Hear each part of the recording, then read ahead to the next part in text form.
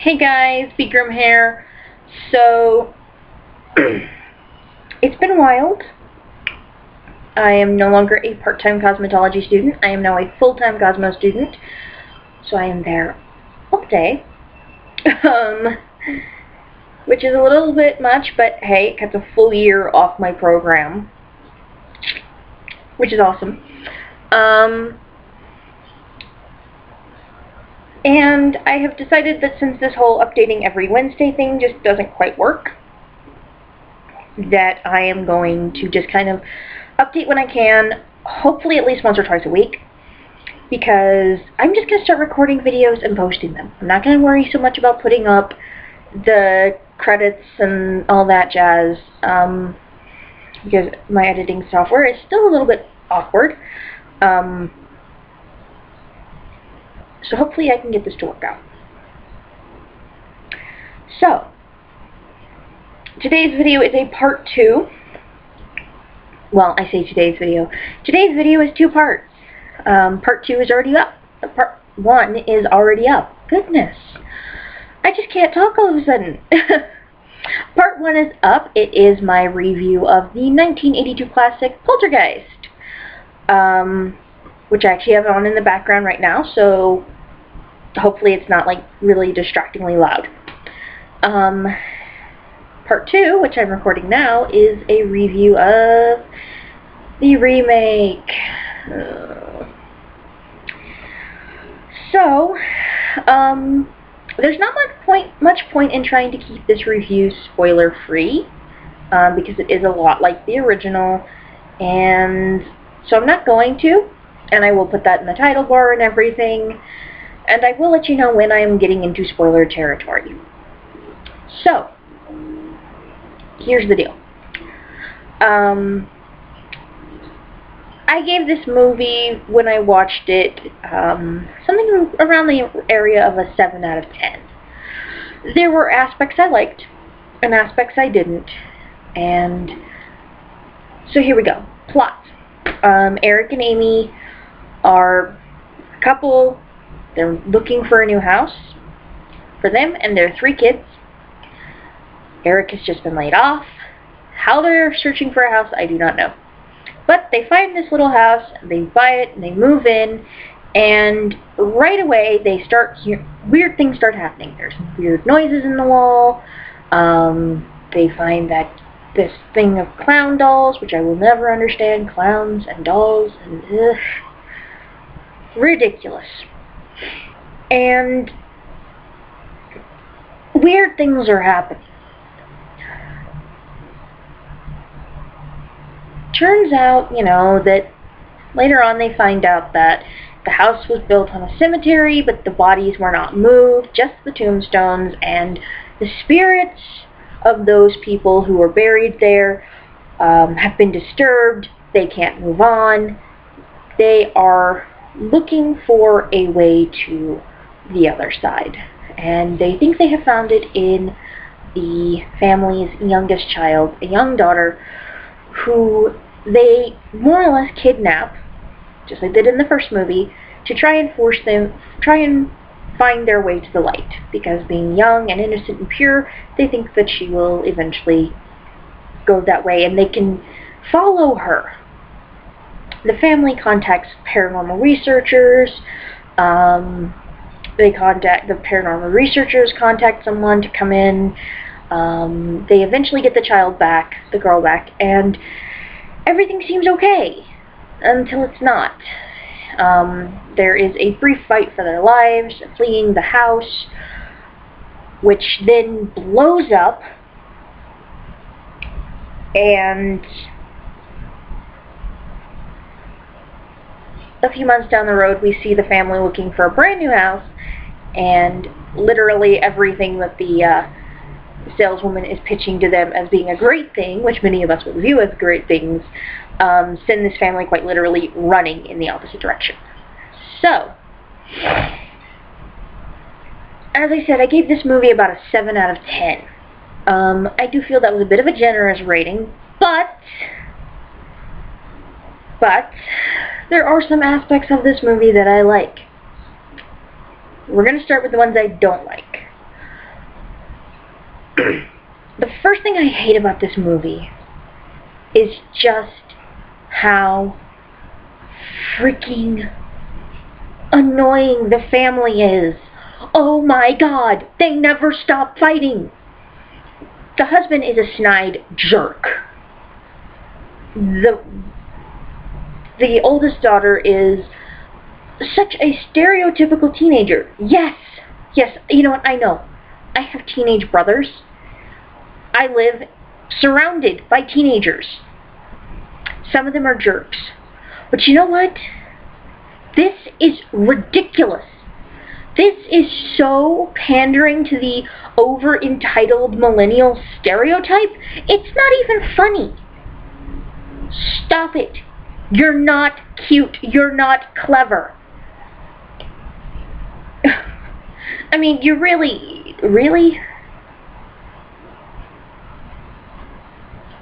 I mean, especially when you consider, it's not worth it. There is so much about this movie I don't like regarding the family. For example, there's a scene very early on in the movie where there's a commotion, and it turns out there is a squirrel in the son's bedroom. And they don't realize this at first. You know, the kid goes to his father and he's like, you know, freaking out because there's these weird noises going on, and the dad is just like, dude, you're 12, you need to man up. Excuse you? Why? He's 12. And actually, I don't even think he's that old. But there's such this emphasis on that obnoxious hyper-masculinity that is so obnoxious, so annoying, and so ridiculous. And that I hate so much. I am so not going to lie about how much I hate that. And I hate the whole thing where this guy is treating his kid like that. Okay, and then they find the squirrel, and the kid's like, you know, I'm not going back in there until that thing is gone. Yeah, I don't blame him. I would not want to go in either. Not on your Nelly. Look, I get it. It's a squirrel. It's probably more scared of me than I am of it, but you know what? I don't want a squirrel in my room. I don't want any animal that I don't specifically know is there to be in my room, and I don't want to find out that it's there. I'm okay with cats, dogs, all sorts of pet animals. You know, if it was a pet, that'd be one thing. But we're talking about a real, live, wild squirrel. No. Sorry, I appear to be, like, have my eyes watering. I don't know why. Or the eye. Thank God for waterproof eyeliner and really good setting spray. It's just, it just frustrates me so much, this movie. Every time I turn around, this movie is just annoying the crap out of me. Like, the father is so... He's been laid off. Again, and I mentioned this at the beginning, I don't know how, being that he's just laid off, he's looking for a house, and for that matter, they'd even be able to get one. Like, how do you even manage that? You can't tell me that a bank would lend to a guy who just got laid off in this economy. This isn't a movie that was made in, like, the 90s or something. We're talking 2015. The housing market, the housing crisis has happened. We're living post-housing crisis. We're living in this craziness. You can't tell me that a guy who has just been laid off is going to be able to get a new house in this day and age. You cannot tell me that. I refuse to believe it. So, that's one point against this. Secondly, throughout this movie, he is this... He's a jerk. Like, he and his wife fight about something. He needs to pick something up for the house. I can't remember. Traps. Squirrel traps to catch that stupid squirrel. And he comes home with stuff for everyone. You know, a new phone for the teenage daughter. You know, a new this, a new that. Like the card that he was originally going to put the squirrel traps on didn't get declined. Why? Why is he doing this? Why are you making him do this?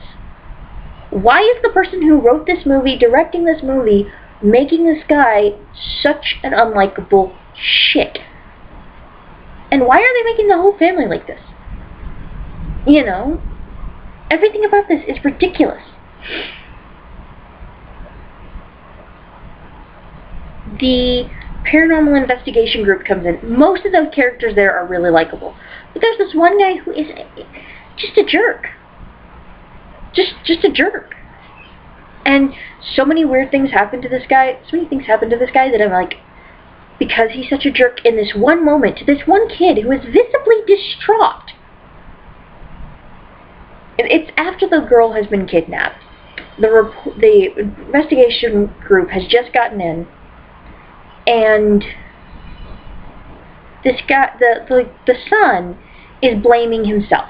He's blaming himself for the fact that his sister is missing because he went to her room and he ran downstairs to get the older sister. He tried to run downstairs to get the older sister. He left the younger one alone, and then she was pulled into the closet and taken by the spirits. And so he's blaming himself, and he is obviously distraught, this kid. And this one jerk investigator is like, yeah, you know, your family really needs money. I bet this is all just some sort of publicity ploy. It's like, at that point, even though Poltergeist is not the kind of movie where people die, like, not the original. The original doesn't have anyone dying. The new one doesn't have anyone dying. Even though Poltergeist is not that kind of film, I'm just begging in my mind, please, please, let this guy be the exception. Well, okay, let this guy be the exception.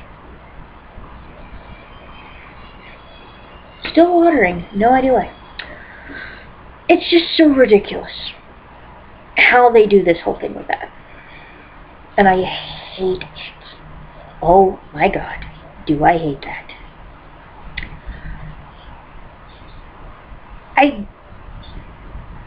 Next thing, too many computer effects, not enough practical. Now, I am probably the last person you will ever really hear complain about too many computer CG effects. Okay? I'm that person who watched Beneath Loch Ness and enjoyed it even though the effects are ridiculously bad late 90s computer graphics. You know, I'm that person. I enjoyed it. I'm that person who watched Sky Captain in the World of Tomorrow. I believe that's what it's called, Sky Captain in the World of Tomorrow. That movie with Jude Law and, was it Gwyneth Paltrow? Where literally the entire movie was shot on a green screen with just the actors, the costumes, and like 3 or 4 props. And everything else was computer graphics that were digitally added. And I liked that movie. I might not like it so much now, but that wouldn't be because of the computer stuff. It's my memory of the plot saying, okay, you know, this was funny when you were a kid. It's probably not going to be as funny now that you're an adult. But in this case, because I have the 82 version to compare this to, and to go, what the heck? It's a problem. There's a few areas where it works really, really well. Don't misunderstand me. But there's a few areas where it just is utter crap. Even the scene behind, in the alternate dimension, in the place where the dead people are, it's just a little much. This is one of those areas, like, it seems so counterintuitive. But I really think they would have been better served with darkness and just kind of the vague suggestion that you were in a crowded room, instead of these grotesque sort of figures. Another thing that I found appallingly frustrating about this movie is how they did their electronics. Okay. You know what? I am not okay with it. There is, and it kind of sets the, there is a scene very early on, before the girl is kidnapped, just before, where the teenage daughter is downstairs, she's on her phone, you know, the younger kids are upstairs, supposed to be going to sleep, she's just kind of up and chilling, and her computer screen is glitching. But it's glitching like an old computer screen. It's glitching like lag. Guess what? Message does not do that. My iPhone Messenger does not do that. Text messaging does not glitch out like an old computer screen video. Because that's what it was. It's like when you're watching a video on a computer back in the early 2000s and it was buffering and it would glitch. Text message screens don't do that. And then we turn right around and use an iPad-controlled drone to fly into this alternate dimension, and it works fine. Just a little bit of lag like when you FaceTime someone or something, or Skype or whatever video chat you use. No. Absolutely not. And no, that's not, it doesn't work that way. Okay, first off, the way you're showing a phone glitching is not how phones glitch. If you're going to use the phone is glitching, it's because of the ghosts, do it properly. And if you're going to do that, make it across the board. Not, the phone is glitching like God only knows what, but certainly not a phone. But the iPad is completely unaffected. Because guess what? It completely removes any believability from the phone.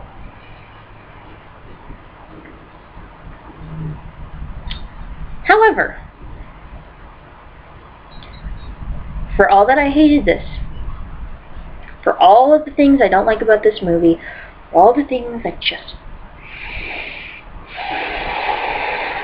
burned my cookies, there are some good points. And here they are. Number one, I liked the kids. The two youngest members of the family are fairly likable characters. Even if the kid is kind of a hypochondriac, even if the boy is a little bit of a hypochondriac and a bit nervous, he's a likable kid.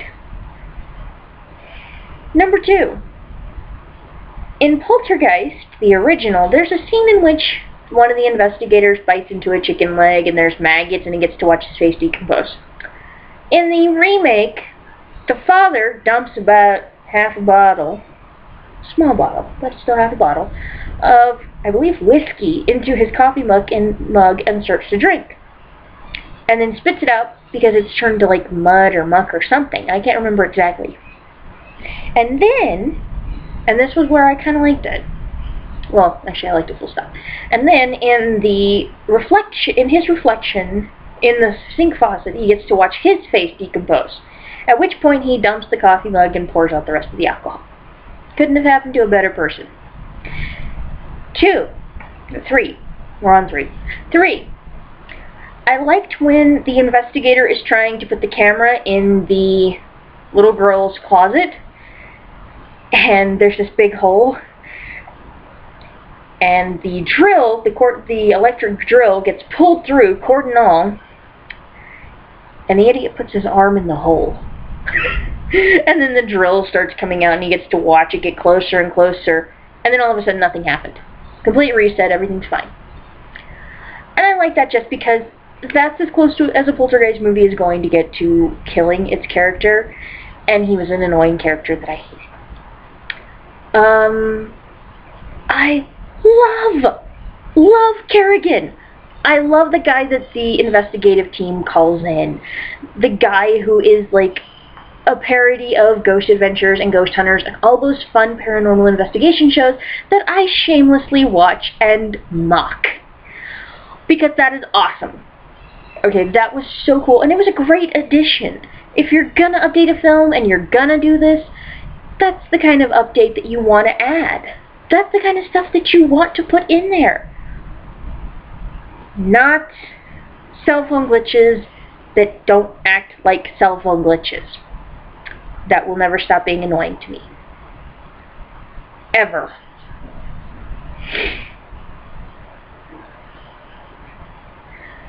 So,